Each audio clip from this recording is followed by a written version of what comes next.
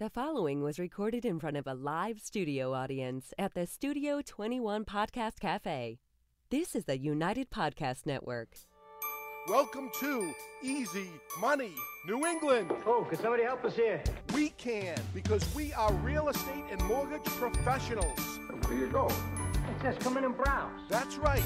Come on in, listen up and learn. How long do you intend to browse? In a short period of time, our panel will teach you some tricks that might make your house buying easier. You don't ask her how long she intends to browse. You might not be looking for a mortgage today, but we'll get you ready. You don't look like browsers. Are you looking? No, what do browsers look like? Yeah, maybe I'm half browse. On his father's side. This is Easy Money New England Let's show the lady we're browse. with your host, Brian D'Amico. Hey, look at us, we're browse. One more word out of you and he gets it, all right? Come on. Hello, and welcome to another edition of Easy Money New England, where every week we bring you money-making opportunities or money-saving ideas, all in the area of real estate and finance. And today with us, we have Larry Harbolt. Larry's the nation's leading creative seller financing expert, as well as a popular national real estate speaker and teacher. A former plumber, pipe fitter, and then residential home builder, Larry bought his first investment property back in 1984. And he was immediately smitten with the industry. After years of struggling financially, he developed a buying system that he still uses today and that helped him buy 10 houses in 1 week. We definitely want to learn more about that. Since then, Larry has been successfully creatively buying and selling real estate for over 30 years and has written numerous popular articles and real estate courses. His time-tested strategies and nuts and bolts teaching style has helped thousands of aspiring real estate entrepreneurs realize their financial dreams with little or no money and without the need for credit. So, Larry, welcome to our show. Thank you for having me on. Larry, that's a great intro, Larry. You got me, my mind's already racing. You know, how did you buy, was it 10 houses in 1 week? Well, yeah, that was a few years ago when I do things a little bit differently. I specialize in doing creative seller financing deals. I buy directly from sellers. And my marketing is strictly to property owners that own their property free and clear, and they do not live in them. And they do live in them? Do not. Do not live in them. Okay. And the thing is, well, that's a market very few people go after, simply because everyone else goes through the multiple listing service. So I'm pretty much have a market unto myself. And what people don't realize is about 40% of all the houses in the United States are free and clear. Now, some they live in and some they don't. But I want the ones that are free and clear so I can make a deal with the seller. So what was that percentage again? How many homes are free and clear? About 40% of the houses 40%. in this country are free and clear. Wow, that's unbelievable. I would never think it was that much. That's great. So you're coming from it's obviously a big pool of people that you can do your research, and you have strategies to find these lists and attract them. Is it direct mail? Is it phone calls? No, I do buy lists of names. You have to understand, when I started, I actually started back in the 70s. But, I come from a town of 800 in rural Michigan. And there wasn't a lot of people in my town, but that's where I started. And the other thing was I started with no money, no credit, and 6 children to feed. I was unemployed a lot of the time, working construction because of the Michigan winters.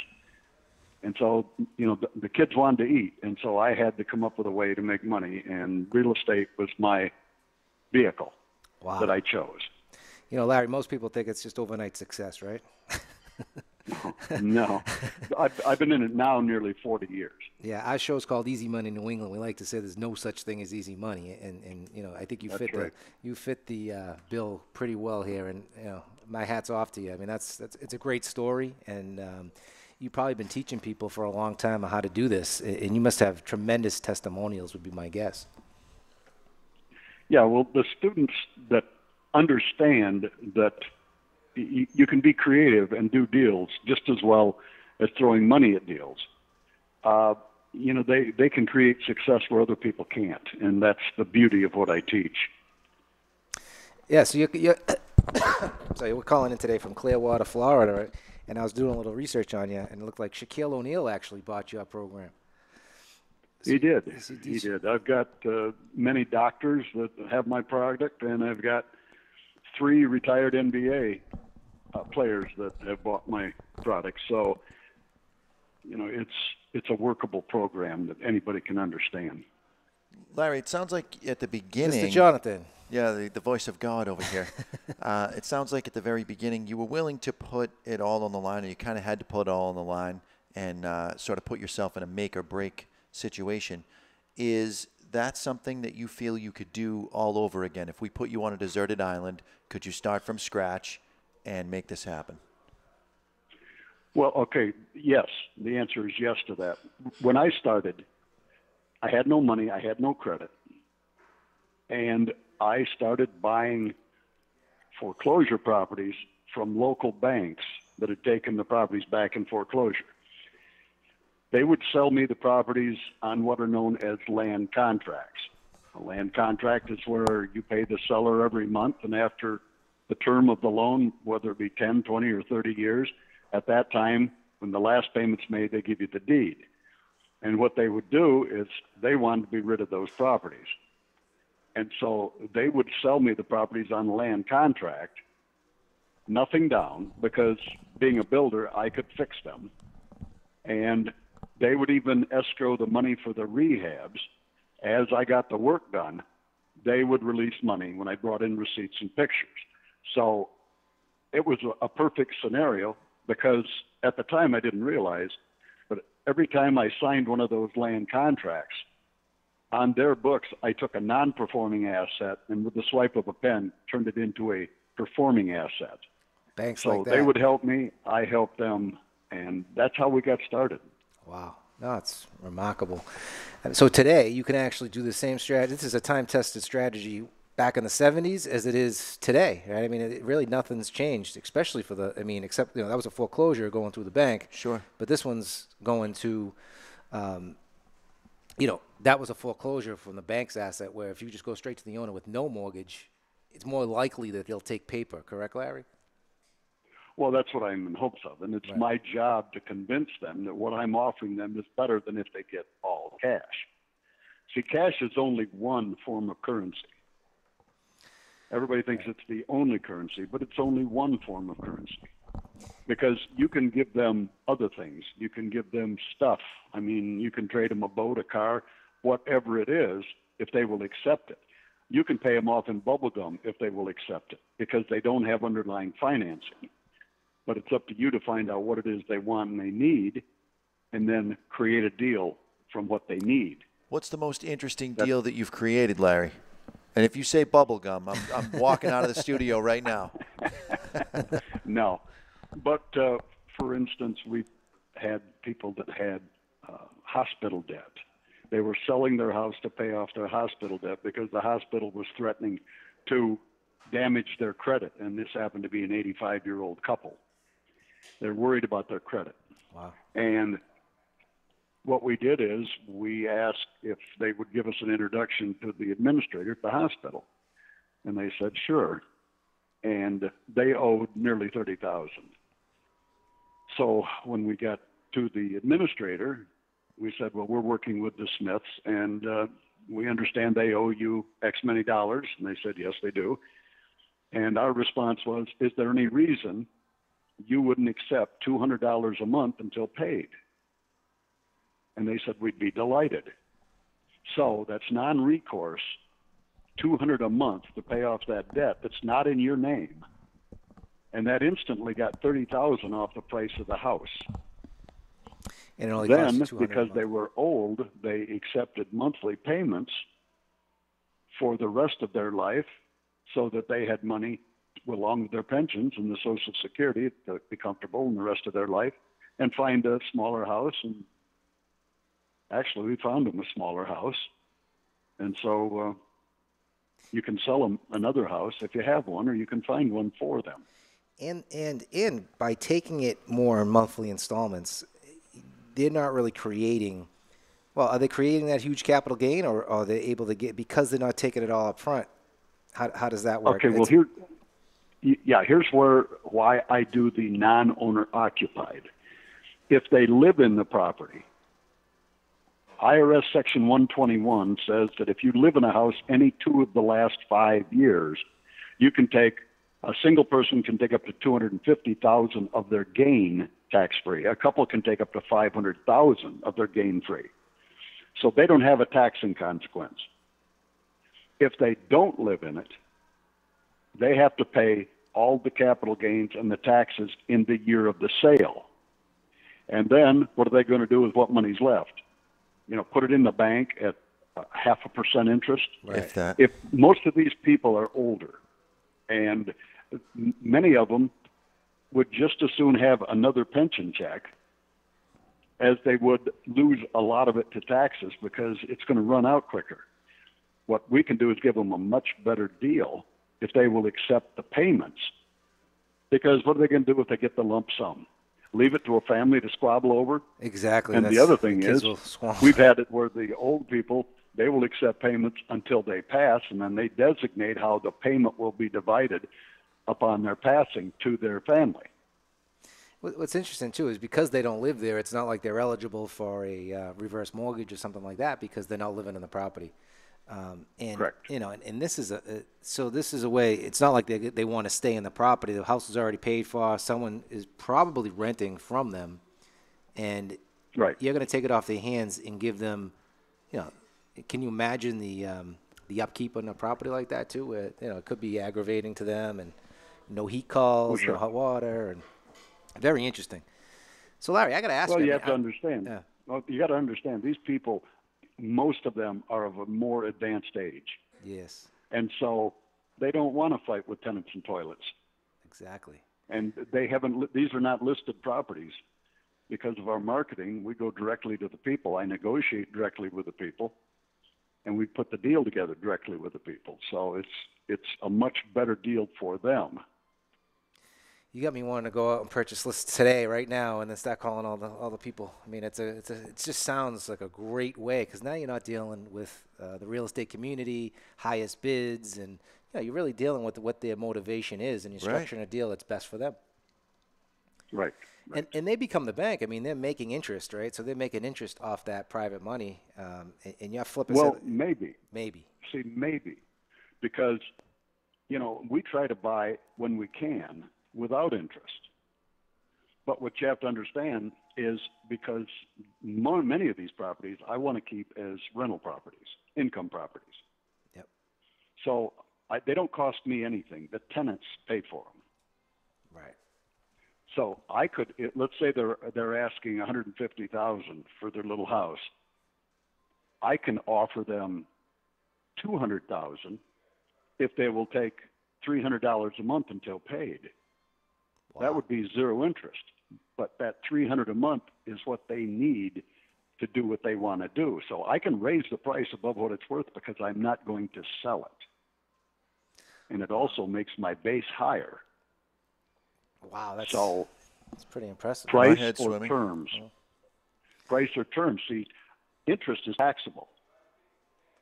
Right. So it's them. So you give them. I got so you. Without so with the price, it's because you give them their price. I'll give them more than their price if they'll take so much a month, whatever we agree on, that will allow me to cash flow the property. And the bank's not involved, so there's really just just a promissory note between you and that seller, and you can have a 0%. I mean, you can just have it based on principal versus you can have a 0% interest rate. Yeah. When in your offer, when you say so much a month until paid, that's kind of code for investors. That means no interest. Gotcha. Wow, pretty interesting. So, Larry, I got to ask. If we have to, I'm sorry. Yeah, if we have to pay interest, we're going to try and pay less for the property. Right. Wow, I love it. So, Larry, I got to ask you. People must come to you all the time and say, you see all these infomercials on TV, all these real estate gurus, right? You hear of, the way back when it was Carlton Sheets. You see a couple other, they keep popping up, this HGTV and, all these type of personalities. I'm sure people have tried to get your program on TV many times before. Well, yeah, but I'm not like those people. You're the real deal, right? Clearly. Well, here's the deal. They purport themselves as wholesalers. Wholesaling is not buying, fixing, and selling retail. That's not wholesaling. Right. That's what they're saying it is. And most of those people have the $15,000 to $40,000 coaching program Right. to teach wholesaling. Well, I can teach you how to be a wholesaler in 15 minutes, and it's not going to cost you anywhere near that much because it's a simple process, but it's only one way of buying real estate. It's not a business. When you're a wholesaler, you're a hamster on a wheel. It's deal after deal. Wholesaling usually means you get a property under contract, you assign your contract to someone else for a fee without doing the work, or sometimes you can prehab, do part of the work, but it's not buy, fix, and sell retail. And that's not building cash flow. You're showing people and teaching people how to create cash flow and change their lives for their family, maybe for generations. And you did it. I mean, you did it back in the 70s. So if I'm driving around, I'm listening to this podcast right now, I'm on the treadmill, or where else would You're not really creative about what people are doing while they're listening to your podcast. They're always either driving around or on the treadmill. We need to, maybe they're playing the drums. Maybe they have a violin. Well, if they're listening to it, their tap dance practice. If you're listening to the show and say, I want to get into real estate. I mean, this sounds very simple, and usually when things are simple, and it's not easy, but it's simple. It seems like a simple concept that you can really sink your teeth into. Larry, what do? Do they go to your website? How do they get your training courses? How do they get started? Well, I have a website, LarryHarbolt.com. I do a weekly training podcast of things I've done, things I've learned. I'm a little aggressive because a lot of people think it's a get-rich-quick business, and it's not, because they listen to the dribble from the so-called gurus who haven't lived long enough to know very much about the real estate business. You need training from somebody that has been through the trainings or been through the trials and tribulations for years, and they've learned, not somebody that just cropped up that all of a sudden they're an expert teaching one strategy. You don't want to be a one-trick pony, and that's what I teach.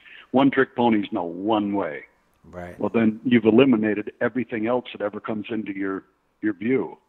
And I want you to be able to profit from anything that comes into view. So there's opportunities everywhere still in the real estate industry. And when we're calling from New Hampshire, Massachusetts area, and Massachusetts is a little frothy right now. It seems like deals are few and far in between. But based on your strategy, I feel like that would open a lot more doors. Well, yeah, and the thing is, and the hardest part of what I do is it's up to us to convince the seller that what we are offering is better for them than if they get all cash. And most of the time when they want all cash, it's because they either have a specific reason or they don't know if they can trust you to make the payments, not collect the rents, trash the place, and then they have to foreclose to get you out. So it's up to us to show them our trustworthiness and how what we're offering will benefit them more, last longer into their retirement years or whatever. And besides that, if they need cash for a specific reason, just like that hospital bill, many times, I got $30,000 off the price of that house for $200 a month. It's almost like a cell phone bill these days. Right.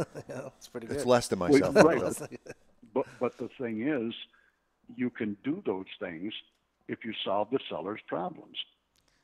And too many people today think throwing dollars at people is the solution to all problems. But not everybody wants cash. I know that's hard to believe because we've been taught that that's what we want. But not everybody wants cash. Many of these older people would just as soon have, if they get to an age where it's retirement, they don't want to deal with the property anymore.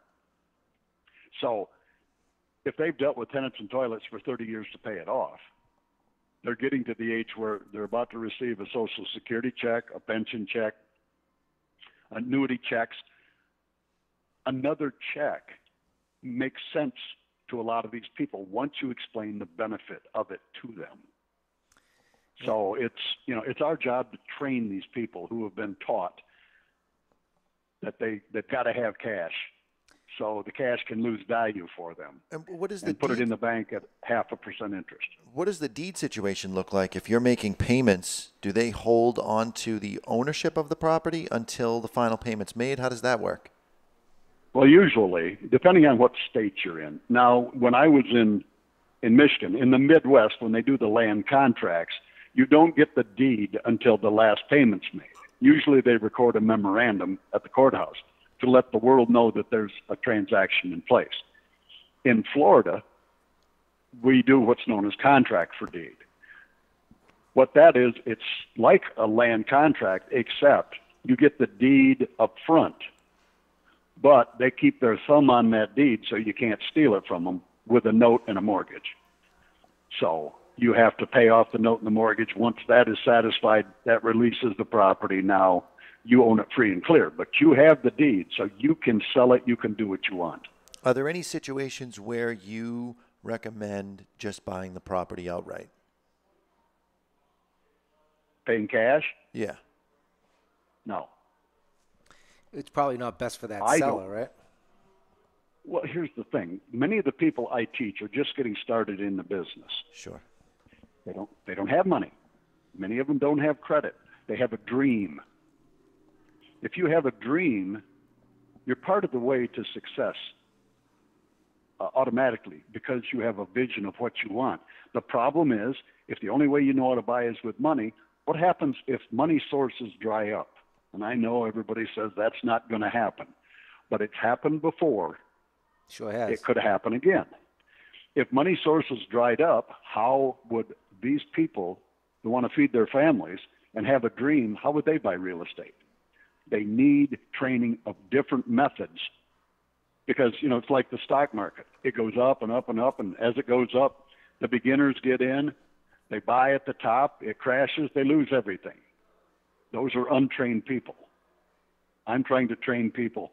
Do it in a way that even if the market tanks, if you bought it with terms, many times you can lower your rents and still keep your properties. Where if you have to get institutional financing, you're going to have high payments because of bank regulations. And if you can't lower your rents and people have lost their jobs and can't afford to pay as much, you're going to lose your properties. So it's a different philosophy. I try to help people who are getting started. You're very outside the box, man. I'm very impressed. I'm curious, how are you the type of person that has looked at every single situation outside the box? How did you come across this? Well, one of your people from your area, from Beverly, Massachusetts, was my mentor. Is a man by the name of Peter Fortunato. Wow. Peter Fortunato, to me, is the greatest mind in creative deal structuring and teaching of real estate in the nation. Nobody I've ever found could come close to him. He now lives in Madeira Beach, Florida, just down the beach from me.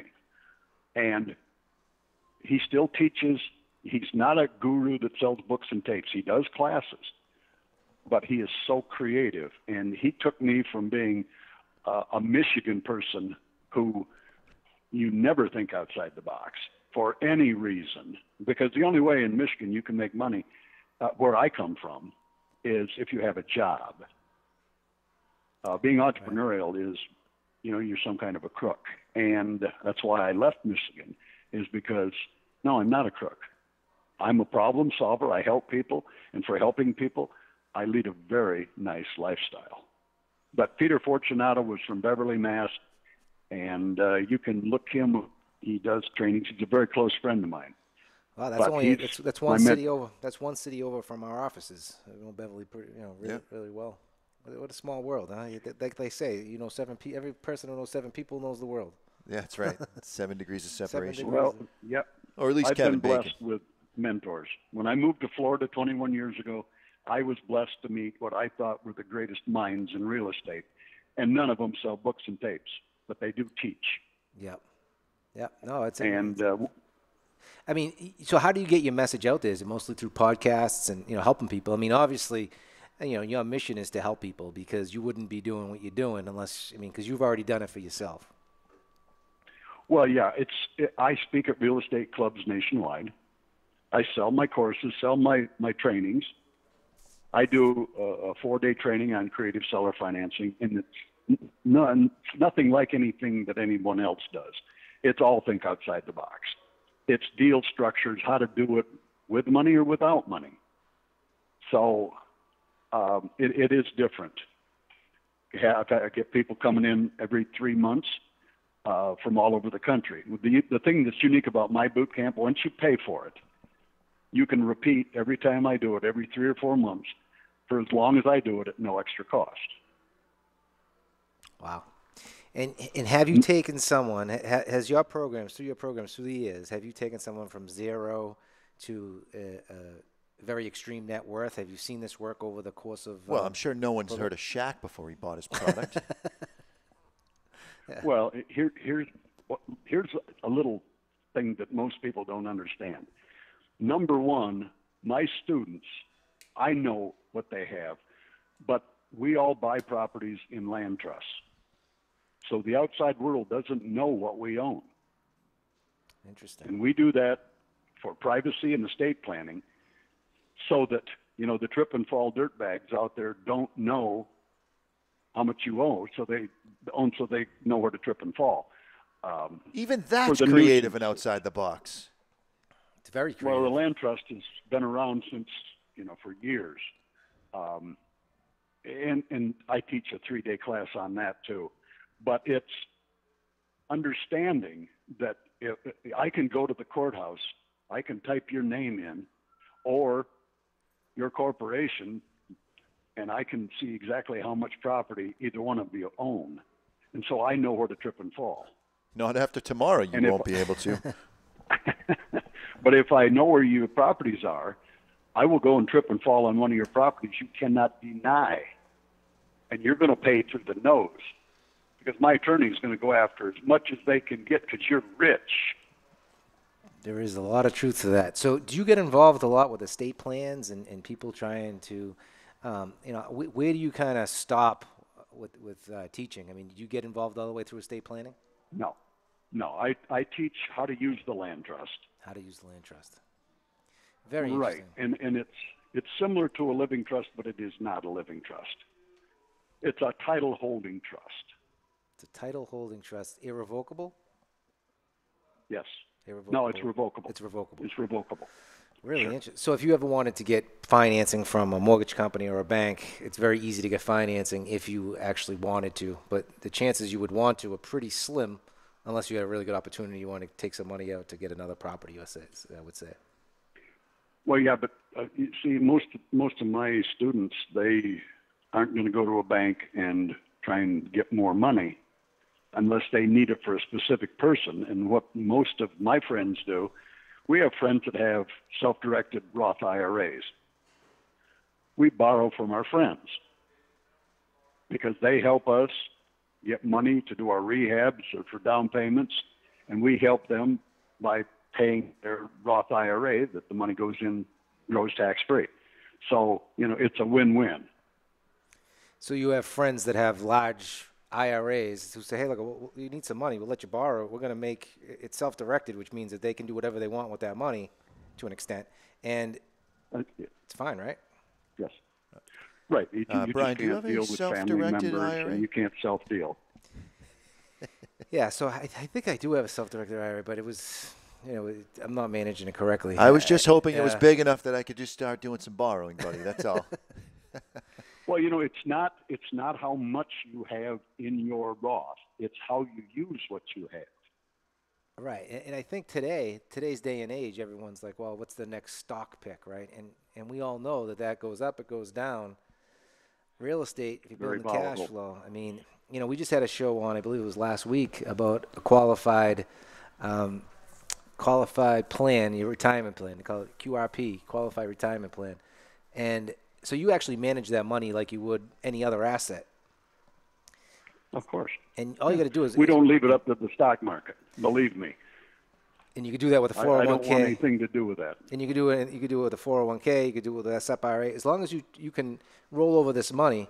So when you get involved in the client, because I'm going to be signing up probably right after this show, Do you get involved in what do you got? What's your strategy? Is there a No, questionnaire? I do not. No, you teach No, the program. that's between you and your CPA, Yep. not your planner, your CPA, because your CPA is going to give you your best income tax savings projections. What is it going to cost you if you do this? Or what is it going to cost you in taxes if you do this? Which is a benefit, which isn't. Correct. So I recommend talking to your CPA. They can give you far more information because they can save you tax dollars, not property tax, income tax. But you would recommend get structured the way you need to before you start buying properties. You recommend land trusts, which I think is a great vehicle. It makes a lot of sense. And build cash flow, build net worth, and it's not just about having a job these days. We might all be replaced with robots. You never know. Well, here's the thing, and I did want to mention this before I get off. Too many people think that they're going to create some form of wealth so they can have the lifestyle, the comfort, the travel, whatever it is they want from learning to be a wholesaler. Like I said, you make a few bucks.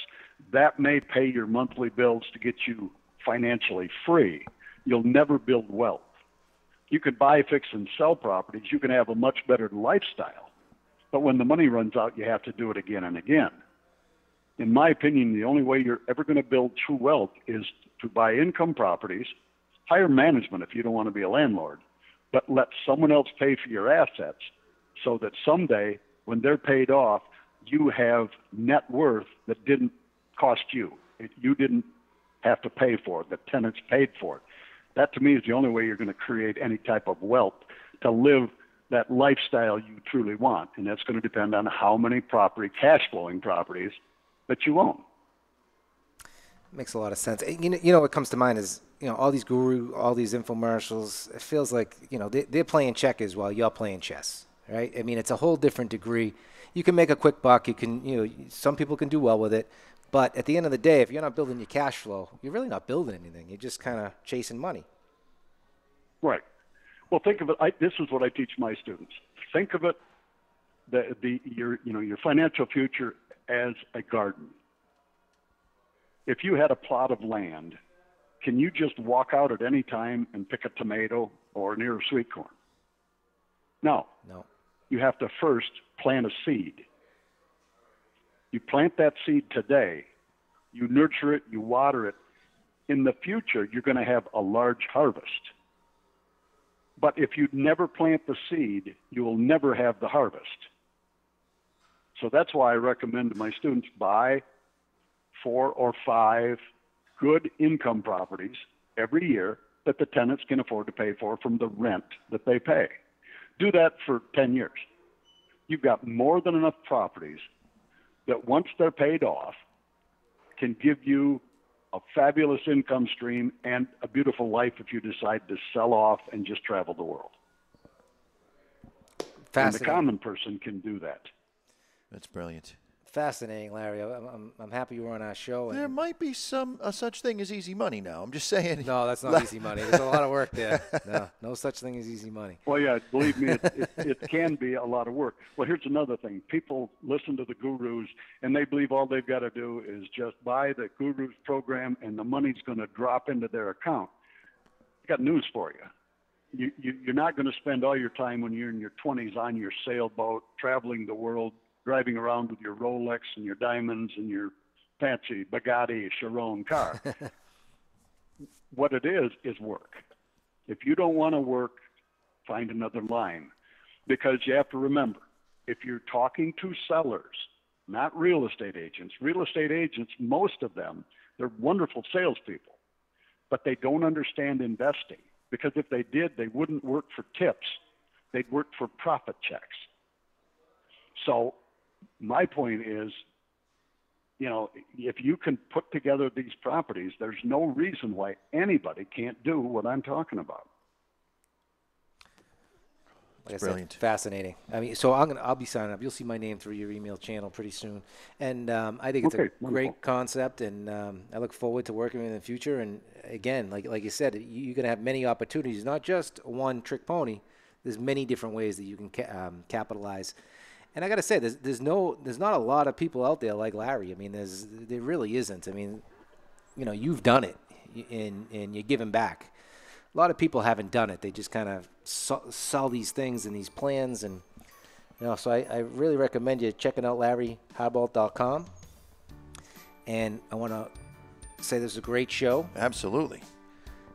And well, thank you. And like we like to say, there is no such thing as easy money.